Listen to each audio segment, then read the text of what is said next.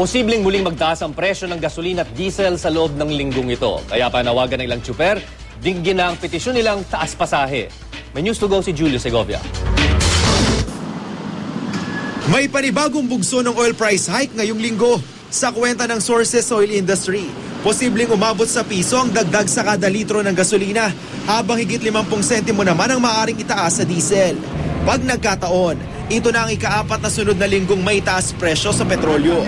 Kaya naman umaaray na ang mga jeepney driver, lalo pat halos 43 pesos na ang litro ng diesel.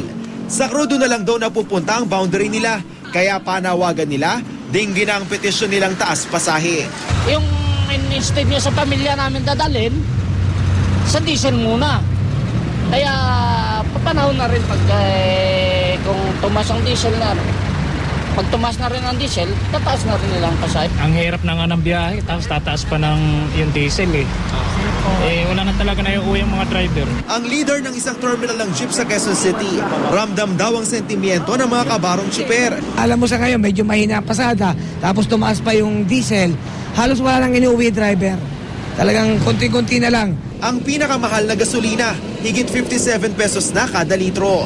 Malapit na sa 60 pesos, ang pinakamataas na inabot ng petrolyo noon. Kaya ang mga motorista dumidiskarte para makatipid sa konsumo ng petrolyo. Kasi Monday talagang super traffic. Pag Wednesday naman, ganun din. Lalo na sa Friday. So, diskartihan na lang siguro. Agahan na lang pagpasok para at least makatipid. Malapitan lang hindi na kailangan gumamit pa na motor. Maglalakad na lang. Kung wala namang importanteng lakad, di dyan na lang sa bahay. Wala pang pahayag ang Department of Energy kaugnay sa nagbabadya na namang oil price hike. Julio Segovia, GMA News.